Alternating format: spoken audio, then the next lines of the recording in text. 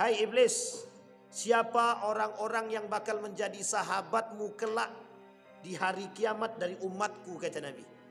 Iblis menjawab, qala asyara, ada 10 kata iblis yang menjadi kawanku kelak. Fahaula ashabi wa ikhwan. 10 golongan tersebut kata iblis menjadi golonganku, sahabatku, saudaraku. Kita sudah bahas 3 di waktu zuhur. Yang pertama kata Nabi, kata iblis berkata kepada Nabi, yang pertama sultanun jair. Sudah kita bahas, pemimpin yang zalim, pemimpin yang jahat, pemimpin yang otoriter, pemimpin yang zalim, pemimpin yang suka menganiaya. Inna asyaddan nas yaumal qiyamah. Yang paling kenceng nangisnya, yang paling kenceng menyesalnya, kata Hasan al-Basri, di hari kiamat adalah seorang pemimpin yang diberikan razaqahullahu bimansibin, yang diberikan oleh Allah kekuasaan, tapi dengan kekuasaan dia menzolimi orang lain, dia menzolimi rakyatnya, dia zolimi orang-orang pengikutnya. Ini pemimpin yang zalim. A'udzu billahi minasyaitonir rajim. Bismillahirrahmanirrahim. Assalamualaikum warahmatullahi wabarakatuh.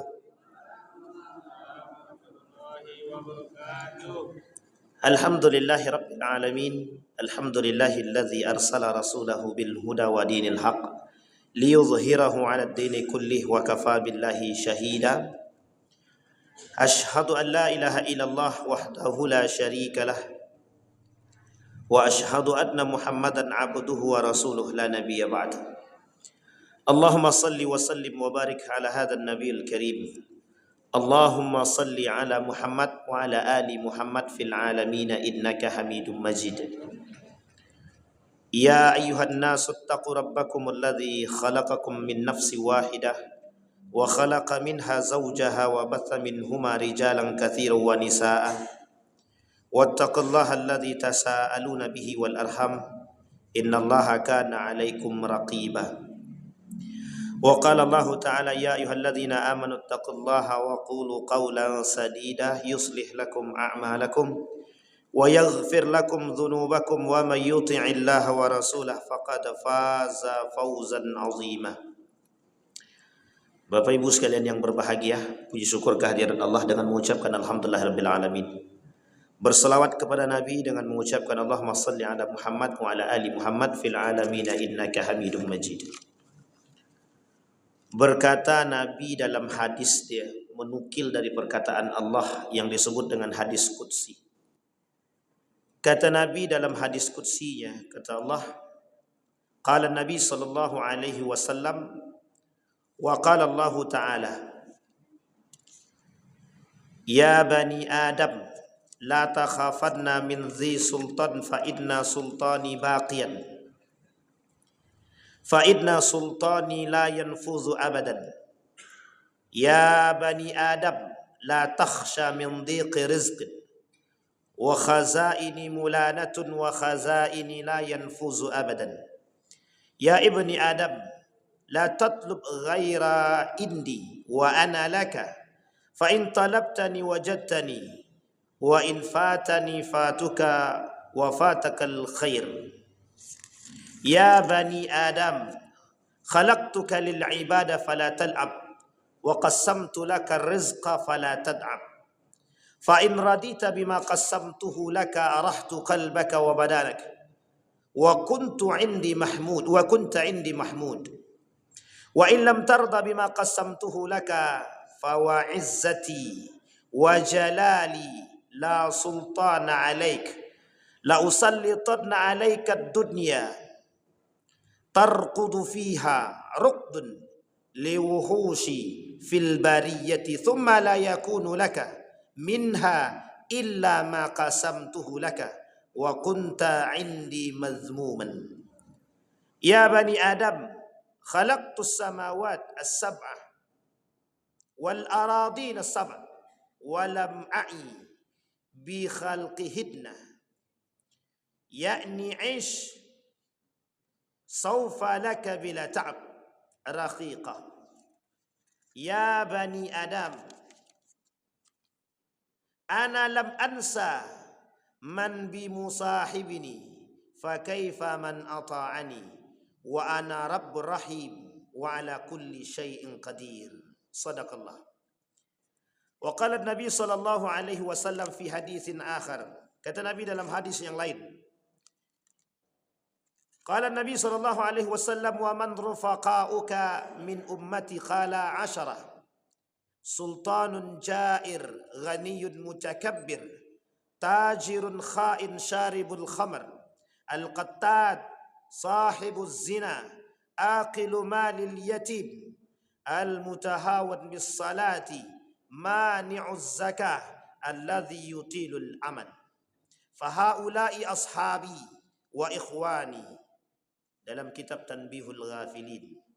Bapak Ibu sekalian yang berbahagia, dalam hadis yang pertama Nabi berkata, hadis ini hadis qudsi. Kata Nabi, qala Allah Ta'ala, qala Nabi sallallahu alaihi wasallam wa qala Allah Ta'ala, ya bani Adam la takhafanna min dhi sultan. Wahai anak bani Adam, jangan kalian pernah takut dengan sesuatu yang namanya kekuasaan. Jangan pernah takut dengan kekuasaan.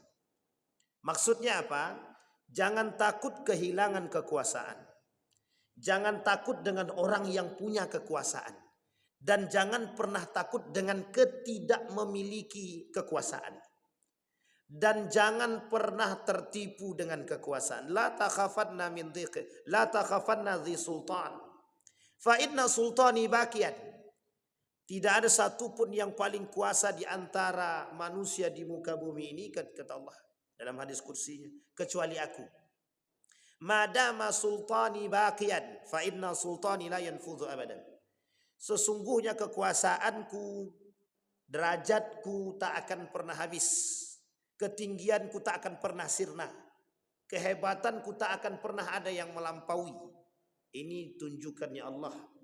Allah kata kepada manusia di poin yang pertama tadi. Dalam hadis yang kedua kita bahas di waktu zuhur kemarin. Kata Nabi ketika diskusi kepada iblis, man rufaqa'uka min ummati, kata Nabi. Hai iblis, siapa orang-orang yang bakal menjadi sahabatmu kelak di hari kiamat dari umatku, kata Nabi. Iblis menjawab, qala 10, ada 10 kata iblis yang menjadi kawanku kelak. Fahaula ashabi wa ikhwan. 10 golongan tersebut kata iblis menjadi golonganku, sahabatku, saudaraku, kata dia. Kita sudah bahas 3 di waktu zuhur. Yang pertama kata Nabi, kata iblis berkata kepada Nabi, yang pertama sultanun jair. Sudah kita bahas. Pemimpin yang zalim, pemimpin yang jahat, pemimpin yang otoriter, pemimpin yang zalim, pemimpin yang suka menganiaya. Inna asyaddan nas yaumal qiyamah. Yang paling kenceng nangisnya, yang paling kenceng menyesalnya, kata Hasan al-Basri, di hari kiamat adalah seorang pemimpin yang diberikan razaqahullahu bimansibin, yang diberikan oleh Allah kekuasaan, tapi dengan kekuasaan dia menzolimi orang lain, dia menzolimi rakyat dia, dia zolimi orang-orang pengikut dia. Ini pemimpin yang zalim, sultanun jair. Yang kedua, ghaniyun mutakabbir, orang kaya yang sombong. Kata iblis, kawanku adalah orang kaya yang sombong. Kalau ini tak perlu kita tanya, mesti jawabannya insyaallah sepakat itu. Banyak ada orang kaya hari ini yang sombong. Tak sepakat ternyata di sini. Alhamdulillah. Berarti di sini rata-rata orang kayanya baik-baik. Tapi banyak atau tidak orang kaya yang sombong hari ini? Yang mereka berjalan di muka bumi yamsuna 'alal ardi hauna. Mereka berjalan di muka bumi mutakabbira, dengan membanggakan diri. Orang kaya yang sombong. Kata iblis, itu kawanku, kita dia. Nomor 2 sudah kita bahas juga. Yang ketiga, tajir khain. Tajir khain itu adalah seorang pedagang pengkhianat. Allah menunjukkan hari ini setiap perkembangan zaman. Bapak Ibu, kita tidak boleh menafikan keberadaan zaman atau perkembangannya. Tidak bisa. Kita mau menghindar dari perkembangan zaman itu tidak mungkin. Dulu perdagangannya offline, sekarang online. Dulu perdagangannya tidak ada pakai Shopee Pay.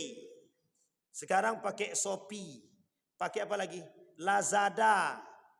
pakai Tokopedia, semuanya lah. Semua sudah ada pasarnya masing-masing. Dalam bahasa akademik disebut dengan waralaba online. Sudah ada sekarang warung-warung online. Bahkan penjualan jasa pun sudah online sekarang. Apa itu? Prostitusi online. Sudah online juga. Jadi kalau dulu prostitusi online-nya datang dulu ke Doli Surabaya, datang dulu ke Jakarta, datang dulu ke Malang, datang dulu ke beberapa daerah. Sekarang tak perlu lagi. Sudah ada namanya prostitusi online. Saya tak tahu kalau di Pekanbaru ini dulu ada atau tidak, tempatnya pun saya tak tahu. Alhamdulillah, lebih baik tak tahu. Tapi yang menjadi masalah sekarang ini prostitusinya online. Kalau dulu yang tua-tua, yang sekarang muda-muda, yang mereka memperjualbelikan diri mereka. Artinya apa? Sekarang tidak bisa kita menghindari perkembangan zaman. Yang bisa kita lakukan terhadap perkembangan zaman adalah kembali kepada fitrah kita sebagai manusia, kembali kepada ajaran-ajaran agama. Artinya apa? Kata Nabi, kelak di hari kiamat itu, di akhir zaman itu, manusia itu isinya tak berakhlak. Sehingga ketika manusia tak berakhlak, itulah kekacauan terjadi. Jadi dengan kekacauan yang seperti itu, kata Nabi, yang selamat itu manusia yang aneh. Tuba lil ghuraba. Beruntunglah orang-orang yang aneh ketika itu. Siapa mereka yang aneh? Yang menjaga nilai-nilai agama. Orang yang berjualan hari ini kalau jujur dicemooh orang. Orang yang berjualan hari ini kalau dia baik dia dicemooh orang. Tapi kalau dia berkhianat, dia menipu, dia banyak kawan. Sama. Kalau ada orang yang tidak korupsi hari ini, itu diperbincangkan dan digibahkan. Tapi kalau dia korupsi, itu kawanku, kata dia. Itu bahaya manusia sekarang begitu. Saking dekatnya mereka dengan, mohon maaf, saking dekatnya hari dengan kiamat itu nampak. Kenapa? Karena rasa tidak malu. Rasa malunya sudah hilang. Saking tak malunya mereka berkhianat dalam tijarah, mereka melakukan apapun yang penting kami untung. Maka Bapak Ibu sekalian yang berbahagia, salah satu definisi daripada ekonomi itu adalah mencari keuntungan sebanyak mungkin.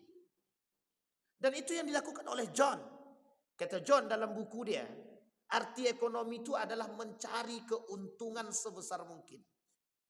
Masalahnya halal atau haram kemudian belakang lah. Masalah halal dan haram itu belakangan. Seorang penulis namanya Max Weber dalam kisah filsafat dia, penulis buku The Wealth of Nation juga mengatakan hal yang sama. Ternyata dalam pandangan mereka ada namanya etika jual beli. Mereka melakukan etika ekonomi. Pelaku ekonomi itu harus punya etika. Salah satu etika pelaku ekonomi adalah tidak melakukan kecurangan dalam transaksi jual beli. Artinya apa? Banyak manusia yang hari ini demi keuntungan menghalalkan yang haram. Menghalalkan cara untuk mendapatkan. Baik menipu dan lain sebagainya tak urusan. Pernah satu ketika kami beli kue. Ini nyata. Beli kue di salah satu toko. Ketika kita beli kue di toko tersebut, apa kata toko tersebut? Diskon 50%. Kira-kira kalau diskon 50% dari harga 40.000, berapa kira-kira? 50% dari 40.000, pasti akal sehat kita berbicara 20.000. Tapi kemudian di situ tertulis diskon 50% pakai aplikasi. Setelah kita pakai aplikasi maksimal 5.000. Sekarang pertanyaannya, kita yang bodoh atau mereka yang bodoh? Harusnya 40.000, diskon 50% jadi berapa Bapak Ibu? 20.000. Tapi kata dalam aplikasi tersebut maksimal 5.000. Itu yang bodoh saya atau aplikasi itu? Maksudnya bisa dipahami, Bu. Penipuan terjadi melalui jalur aplikasi.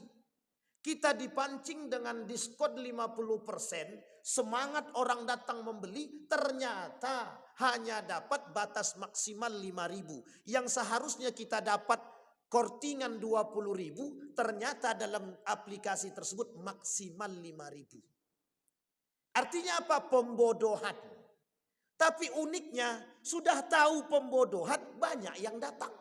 Kira-kira yang datang tuh bodoh atau pintar? Tak ada yang berani jawab. Begitu keadaannya hari ini. Masuk ke mall, pakai aplikasi Pak, dapat diskon 50%. Maksimal 10.000. Saya bilang, lama-lama kita yang stres dibuatnya. Maka Bapak Ibu sekalian yang berbahagia, itu pengkhianatan. Penipuan dalam tijarah, dalam transaksi jual beli. Itu masalah seperti ini tak sedikit kita temukan, sering. Makanya hati-hati. Kalau Bapak Ibu ditawarkan diskon, tanya dulu baik-baik. Kalau mau dia jawab, biasanya tak mau jawab. Bapak diskon ini dari harga berapa? Oh, dari harga 250.000. Kalau sekarang sudah ada HP, boleh cek tuh harga barang yang sesungguhnya, nanti nampak tuh. Artinya apa? Kadang-kadang dengan diskon tuh kita ditipunya Pak. Diangkatnya naik, dinaikinnya harga 100%. Anggaplah 25.000. Dinaikkannya 2 kali lipat, jadi berapa? 50.000. Sekarang didiskonkannya 50%. Jadi dari 50.000, 50% berapa diskonnya Bapak? 50. Tetap harganya 25.000 sebenarnya. Cuman karena kita 50% diskonnya katanya. Itu yang menjadi kita terpancing dari itu. Karena dapat diskon 50.000, bangga pula lagi. Alhamdulillah kita belanja di mall. Yang di mall tersebut tidak ada transaksi, tidak ada sunnah jual beli sudah. Di dalam mall itu salah satu sunnah jual beli yang dihapus adalah tawar menawar. Dan tak boleh kita tawar menawar di mall itu. Berapa harga barang nih? 150.000, boleh kami tawar, harga pas. Karena gengsi, karena ingin menaikkan derajat, aku belinya di mall. Harganya 250.000. Buka coki kawan tadi. Aku beli di Ramayana yang bisa kami tawar. Itu cuma 75.000. Ente kena tipu. Gitu deh. Sampai di sini bisa dipahami Bapak Ibu. Saking banyaknya penjual hari ini. Mohon maaf, jangan tersinggung para penjual. Memang tidak semuanya. Alhamdulillah. Saking banyaknya untuk melariskan dagangan. Mereka rela melakukan sumpah palsu, pengkhianatan, jual tipu daya, spekulasi dan lain sebagainya. Cuman untuk membuat jualan mereka laku. Bapak Ibu lihat di online itu, yang dipejeng apa, yang sampai ke tangan kita seperti apa, itu boleh tuh dicek. Satu ketika saya sengaja mencoba uji coba. Ada barang yang memang bagus, saya coba uji coba, betul atau tidak sesuai dengan fakta. Kita beli Pak. Ada tempat laptop, di situ disebutkan bagus, kita cek, kita beli.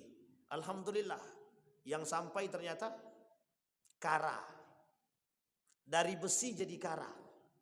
Harganya mahal, tapi dari besi jadi Saya bilang di situ, di aplikasi tersebut kepada orangnya langsung, saya bilang, kelak di hari kiamat aku bersaksi atas perbuatanmu. Saya bilang. Artinya apa Bapak Ibu? Kita perlu hari ini Bapak Ibu. Beberapa hari yang lalu kami belanja di pasar, timbangannya goyang. Timbangannya goyang. Jadi saya beli mangga, di pasar itu saya beli mangga. Ketika beli mangga di pasar, otomatis ditaruh di atas timbangan. Ketika timbangan itu masih goyang, belum berhenti secara sempurna, langsung diangkatnya 2 kilo kata dia. Saya bilang sabar. Pertama, saya bilang lagi, Pak tolong cek sekali lagi. Dibuatnya lagi sama, dilakukannya dengan model yang sama. 2 kilo kata dia. Langsung saya tembak. Di mana datang 2 kilonya saya bilang. Anda belum berhenti sudah Anda katakan 2 kilo. Coba berhenti dulu. Ditaruhnya kemudian berhenti. Setelah berhenti ternyata 2 kilo kurang 1,8. Berarti kurang 2 ons. Saya bilang Anda mau menipu saya. Uniknya lagi di pasar. Kalau kita lakukan demikian. Itu yang protes. Bukan penjualnya. Pembeli yang lain. Pak, kalau mau beli, beli. Kalau tidak, udah, kami mau beli. Masih banyak yang perlu kami layan. La ilaha illallah. Itu model jual beli hari ini. Ada banyak hal Pak penipuan kalau kita tak cerdas dalam transaksi jual beli itu. Makanya diancam oleh Nabi. Diancam oleh Nabi. jual beli, para penjual-penjual pengkhianat yang menipu, yang merusak pasar, yang monopoli, yang ihtikar penimbunan barang itu semuanya pengkhianat. Pelaku kezoliman pengkhianat. Kata Nabi itu pengkhianat. Nah, orang-orang seperti ini itu kawan daripada iblis. Dan orang-orang seperti ini masuk neraka tanpa hisab. Jadi sebenarnya masuk neraka dulu. Jadi ada 6 orang yang bakal masuk neraka qabla hisab. Jadi sebelum dihisab masuk nerakanya. Salah satu diantaranya tajir khain, penjual yang penipu. Ini bagus berasnya, bagus beras, mantap, alhamdulillah. Sudah bilang bagus pakai alhamdulillah lagi. Ternyata beras plastik. Ah, ini dia Bapak Ibu. Jadi banyak sekarang. Kok bisa orang-orang seperti ini menipu dalam jual beli? Karena mereka tak takut dengan Allah. Bapak Ibu, ada cerita yang sangat unik. Ketika Umar bin Khattab jalan sebagai Amirul Mukminin. Ketika jalan di malam hari, ada satu tradisi jual susu unta yang dilakukan oleh banyak pedagang ketika itu. Satu malam anaknya bilang begini kepada seorang anak berbicara kepada ibunya begini. Bu, susu unta kita nih berkurang. Tidak seperti biasanya. Kata ibunya begini aja nak. Kita campur susu unta tadi dengan air sedikit aja, tak usah banyak. Anaknya bilang, jangan bu, nanti kita berdosa. Ibunya bilang begini. Kan Amirul Mukminin tak lihat. Sementara Amirul Mukminin Umar bin Khattab sudah mengatakan kalau ada orang yang mencampuri susu dengan air maka dia akan dihukum. Kata ibunya tadi tidak, Amirul Mukminin tidak nampak. Ketika itu Amirul Mukminin sedang berada di jendela rumah mereka untuk mendengarkan perbincangan antara anak dengan ibu tadi. Apa jawaban sang anak tadi? Kata sang anak tadi, memang Umar bin Khattab atau Amirul Mukminin tidak melihat. Tapi Allah melihat. Sampai di sini paham ya? Kelak anak tersebut dinikahkan dengan anak Umar bin Khattab. Dikumpulkan oleh Umar bin Khattab anak-anaknya. Apa kata Umar bin Khattab? Ada yang mau menikah? Kalau tidak ada yang mau menikah, maka akan kunikahkan dengan yang lain. Anaknya nomor 2 mengatakan saya siap menikah. Kelak yang menjadi pemimpin umat muslim setelahnya yang bernama Umar bin Abdul Aziz, dari keturunan Umar bin Khattab, dari anak yang kedua yang nikah dengan perempuan yang jujur tadi. Bayangkan Bapak Ibu, orang tak percaya dengan keberkahan itu, sehingga mohon maaf, di rumah beras tak ada, anak menangis butuh susu, istri menangis minta duit mau jalan-jalan, atau mau beli make up, atau mau beli baju baru.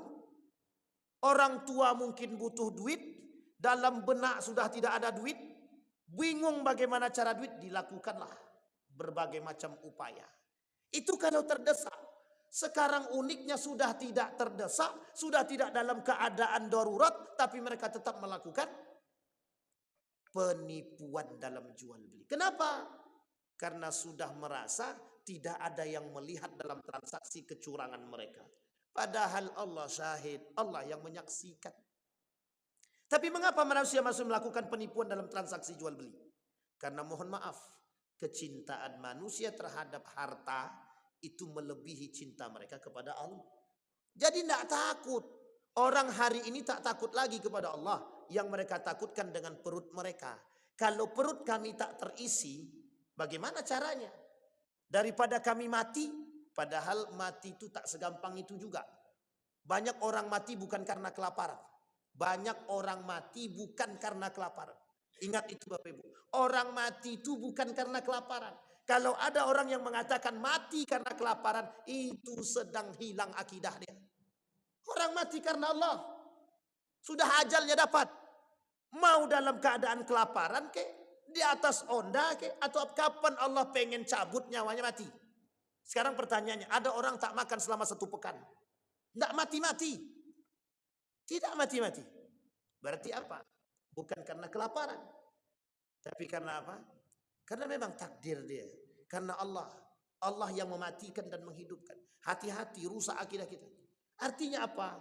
Kata Nabi di akhir zaman, kata Nabi, Ada orang yang menjadikan perut dia itu sebagai tujuannya. Wahimmatuhum butunuhum.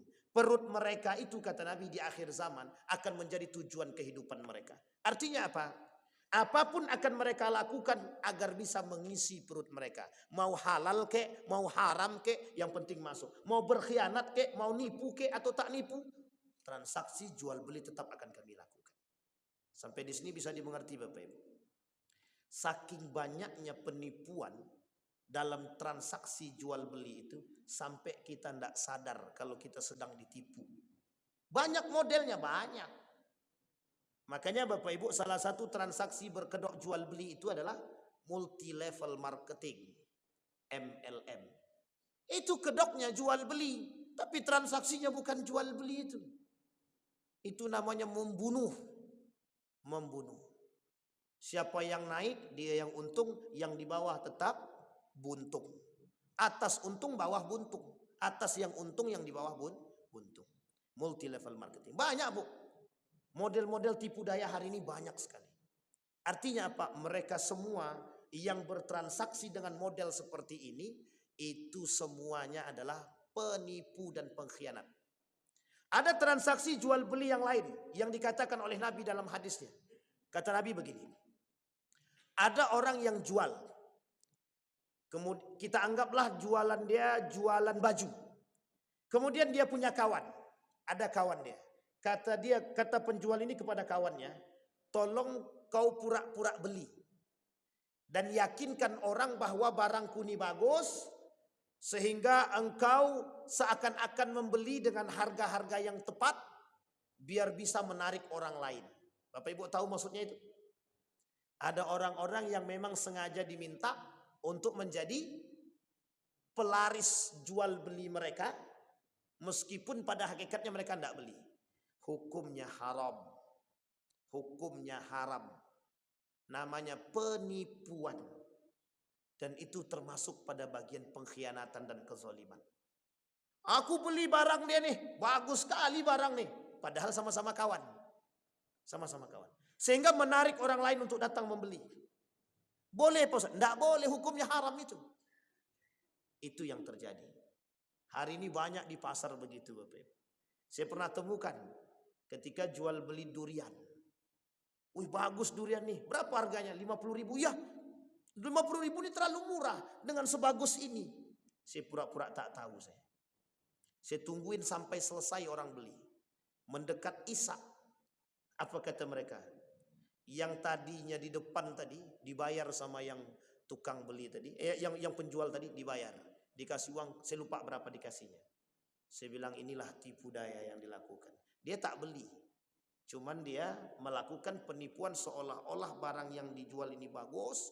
Atau kemudian dengan cara menarik. Dengan cara dia di depan mempromosikan. Agar orang-orang lain datang untuk mempromosikan dan membeli barang tersebut. Itu tak boleh. Hukumnya haram. Ittafaqal ulama. Sepakat ulama. Penipuan. Baik. Tajir khain. Apa maksud tajir khain tadi? Pengkhianat dalam jual beli. Jadi Bapak Ibu para pedagang, apapun dagangan Anda, apapun usaha Anda, yang jujurlah, yang jujurlah. Jangan jual daging, jangan jual daging tapi daging busuk. Jangan jual udang tapi udang sudah busuk, dimasukkan ke freezer jadi segar lagi, kemudian ditanya ini masih bagus. Bagus, demi Allah masih bagus, bersumpah pula atas nama Allah. Tapi ternyata tipu dah. Banyak kita temukan orang-orang yang jual di pasar tadi, mohon maaf jangan tersinggung.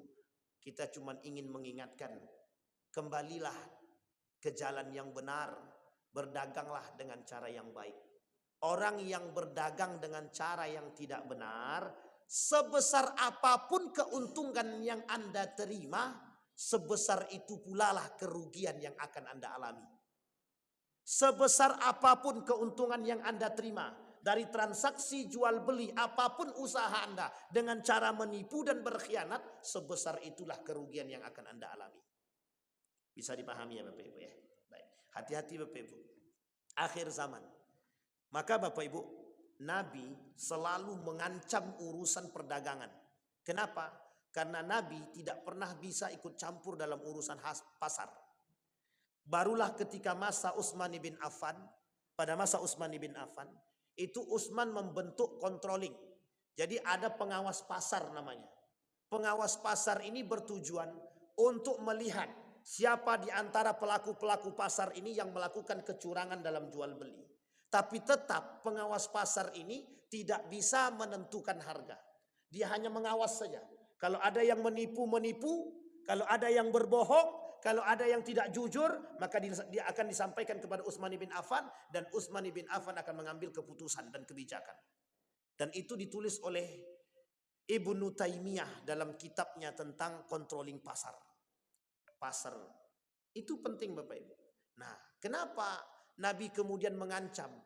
Karena ketidakmampuan Nabi terlibat dalam pasar tersebutlah kemudian Nabi khawatirkan kelak akan muncul orang-orang dengan pasar tadi melakukan kecurangan. Sehingga Nabi ancamlah pelaku-pelaku kecurangan itu dengan neraka yang kelak akan menghuni neraka jahanam. Kita takut atau tak takut Bapak Ibu? Takut atau tak takut Bapak Ibu? Banyak yang tak takut nampak ini. Baik, yang keempat, syaribul khamri. Kata setan, kata iblis, kawanku kelak adalah syaribul khamri. Apa itu syaribul khamri? Peminum khamar. Peminum khamar. Kenapa kok peminum khamar ini kawannya iblis? Dan disebutkan oleh Allah dalam Al-Quran. Apa kata Allah dalam Al-Quran? Apa kata Allah? Ikhwanas syayatin. Orang-orang peminum khamar, pejudi, mereka masuk dalam ikhwanas syayatin. Saudara-saudara setan. Jadi pelaku-pelaku peminum khamar saudara-saudara setan. Pertanyaannya adalah siapa yang minum khamar itu? Rata-rata orang yang meminum khamar itu satu. Orang yang mohon maaf. Mereka yang frustasi dengan kehidupan. Yang kedua, orang yang bergaul dengan para peminum khamar yang lain. Yang ketiga, orang yang nggak punya kerjaan. Itu rata-rata peminum khamar. Ada gaya hidup sekarang ini, kalau kami tak minum khamar, Ustaz, kami tak bisa berkawan dengan mereka. Jadi harus pula minum khamar baru bisa berkawan dengan mereka. Kalau begitu, tak usah berkawan dengan itu. Karena kalau kita berkawan dengan peminum khamar, hari pertama kita selamat, hari ke-10 kita ngikut. Mungkin bisa lebih kita daripada mereka. Kata kawan-kawan yang tadi ngajak, dulu tak mau, sekarang paling parah, kata dia. Sampai di sini bisa dimengerti ya Bapak Ibu. Peminum khamar, kata iblis kawanku. Apa ancaman mereka? Otomatis mereka akan masuk ke dalam neraka. Dan mereka termasuk golongan yang 9 yang pernah kita sampaikan di waktu zuhur. Yang tidak diajak oleh Allah berbicara. Allah tak mau melihat mereka. Bagi mereka azab yang sangat pedih. Dan Allah tak mau mensucikan mereka. Allah melaknat mereka. Bagi mereka neraka jahanam. Bayangkan, ancamannya 6 bagi peminum khamar. Syaribul khamri. Apa khamar di sini? Banyak macam dia. Sesuatu yang memabukkan. Bagian daripada itu. Baik ganja, narkoba, narkotika, alkohol, tua, kamput, bir bintang, yang tak ada bintangnya. Sebutkan semua. Yang terbaru saya tak tahu. Itu yang lama-lama. Banyak itu. Dan uniknya lagi Bapak Ibu sekalian yang berbahagia. Dulu orang minum khamar sembunyi-sembunyi. Dia cari tempat yang paling sembunyi. Kemudian mereka beli minuman, mereka minum. Sekarang tidak. Setiap ada acara nikahan, tengok di belakang tenda tu. Tengok minumannya ada apa tidak. Kalau sudah ada band, kalau sudah ada keyboard, ada penari yang tak pakai, mohon maaf, tak pakai baju. Maksudnya, tank topan, celana pendek, rok pendek. Tengok tuh baik-baik. Bisa jadi ada narkobanya, bisa jadi ada minuman khamarnya, bisa jadi ada kamputnya. Bagi anak muda hari ini Bapak Ibu, kenapa mereka rusak? Ada yang merusak mereka. Apa namanya? Lem. Bapak Ibu tahu ngelem ya? Dibuka lem cap kambing tadi. Dihiruplah sampai teler. Apa namanya itu? Itulah pokoknya. Ngelab. Namanya ngelab. Itu anak sekolah zaman sekarang itu. SMA, SMP dan lain sebagainya. Kalau kita tak kontrol Bapak Ibu, kita yang hancur. Generasi ke depan kita begitu. Baik, syaribul khamar. Yang keempat. Yang kelima. Al-Qattat. Tukang fitnah. Al-Fattat. Tukang fitnah. Ini orang-orang yang suka menyebarkan fitnah. Allah sebut dalam Al-Quran 2 kali dengan kalimat yang berbeda. Apa kata Allah? Al-fitnatu asyaddu minal qatal. 1. Yang kedua, al-fitnatu akbaru minal qatal. Yang pertama, al-fitnah asyaddu minal qatal. Yang kedua, al-fitnatu akbar minal qatal. Bayangkan para ulama mengatakan, ini para ulama yang mengatakan, fitnah di sini banyak. Ujian, ketidakbenaran dan lain sebagainya. Bahkan ada ulama yang mengatakan, sultanun jair khairun min alfi fitnatin. Seorang pemimpin yang zalim itu lebih baik daripada 1000 fitnah. Coba Bapak Ibu bayangkan. Saking berbahayanya fitnah tadi.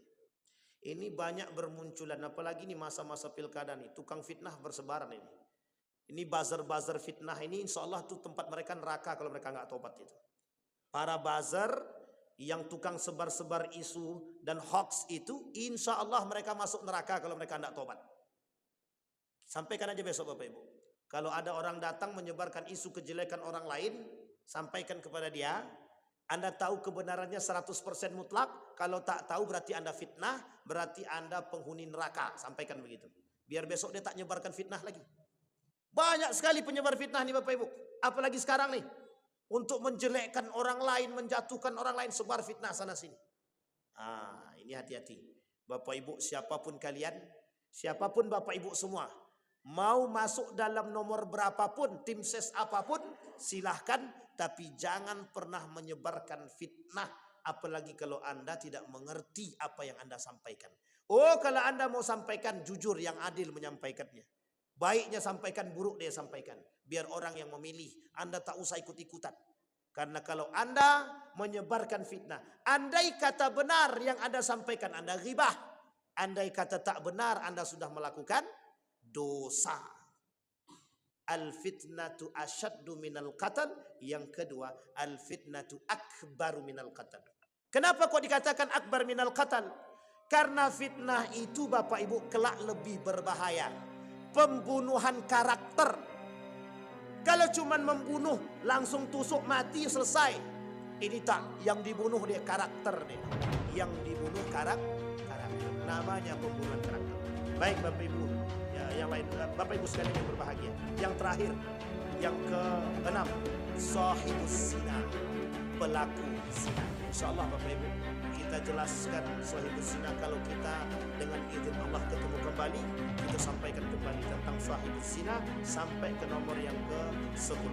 Mudah-mudahan ada manfaat bagi kita semua. Mudah-mudahan bisa menjadi panduan bagi kita agar kita bisa menjadi orang-orang yang baik di hadapan Allah. Paling tidak kita bisa menghindari kemaksiatan-kemaksiatan yang kita sampaikan tadi. Semua itu oleh Imam Az-Zahabi disebutkan, oleh Imam Az-Zahabi disebutkan sebagai dosa-dosa besar. Fa'tabiru ya ulil absar la'allakum tuflihun. Assalamualaikum warahmatullahi wabarakatuh.